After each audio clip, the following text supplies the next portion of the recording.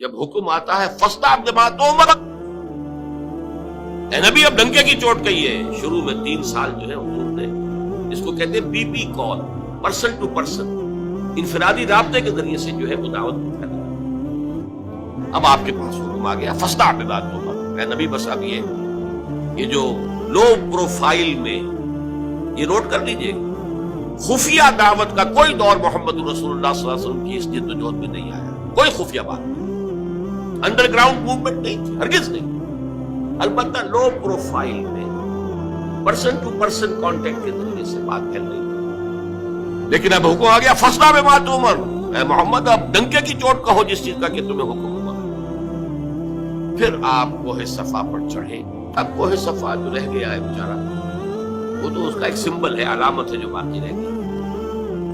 حضور کے زمانے میں باقاعدہ ایک پہاڑی تھی، ایسی پہاڑی کے جس کے پیچھے کوئی لشکر بھی چھپ سکتا تھا، ایسی پہاڑی. بہرحال یہ چونکہ عرب کا دستور تھا، یہیں سے ہمیں ایک بات معلوم ہوتی ہے کہ دعوت کے لیے جو بھی آپ کے زمانے میں مروجہ ہوں طریقے، ان سب کو اختیار کرنا. ہاں اگر کوئی شرافت کے یا حیا کے منافی کوئی شے ہے تو اس کو اس میں سے ختم کر دیا جائے، لیکن یہ کہ جتنے بھی ذرائع ہوں ابلاغ کے جو موجود ہوں آپ کے وقت میں، وہ آپ کو استعمال کرنے چاہیے. جب حکم ہوا فَاسْتَعْ بِمَا تُؤْمَرُ تو آپ نے رواج کے مطابق یہ شکل اختیار کی. رواج کیا تھا؟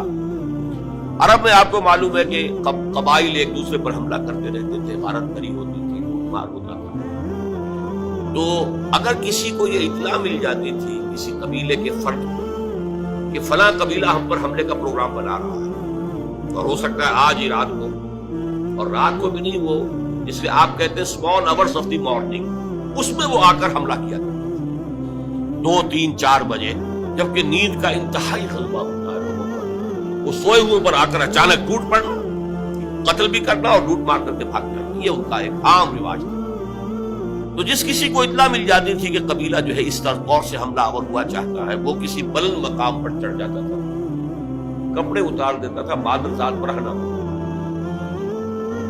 نعرہ لگاتا تھا وا صباحا، ہائے وہ صبح جو آیا چاہتی ہے، جس میں غارت گری ہوگی، جس میں لوٹ مار ہوگی، جس میں کچھ تو خون ہوگا. وا صباحا، وہ صبح، ہائے وہ صبح جو آیا چاہتی ہے. اب دیکھیے دونوں چیزیں اس نے جمع کر، آڈیو ویژول، اس لیے کہ جہاں تک تو اس کی آواز جا رہی وا صباحا، وہاں تک تو لوگوں نے اس کی آواز کو سن لیا، وہ لمکے دوڑے، کوئی بڑی خبر ہے، کوئی حملہ ہوا چاہتا ہے، کوئی بڑی تباہی آنے والی ہے، یہ شخص اس کی خبر دینا چاہتا ہے، تو دوڑو لمکو سنو اس کی بات. اور جہاں اس کی آواز نہیں جا رہی، وہ عریاں نظر آ رہا ہے کھڑا ہوا، اسی لیے اسے نذیر عریاں کہتے تھے، خبردار کرنے والا، وارن کرنے والا جو بالکل ننگا ہو گیا، نذیر عریاں.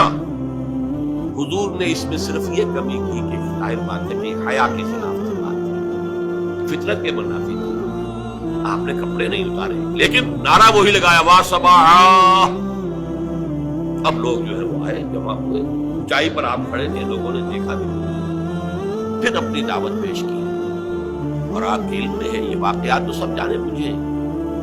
اس مجمع میں سے سگا چچا بولتا ہے تبا لکا لہذا جمعنا، تمہارے لیے ہلاکت اور بربادی ہو گیا، تم نے اس کام کے لیے ہمیں جمع کیا. ہم سمجھتے تھے کوئی واقعی خبر دینے والے ہو، تم کوئی بات بتانے والے. اور نوٹ کیجیے جو میں نے عرض کیا تھا وہ پہاڑی کتنی بڑی تھی کہ حضور نے پہلے یہ کہا کہ لوگوں اگر میں تمہیں یہ خبر دوں کہ اس پہاڑی کے پیچھے دشمن کا لشکر ہے جو تم پر ٹوٹ پڑنا چاہتا ہے، تو میری بات مانو گے کہ نہیں؟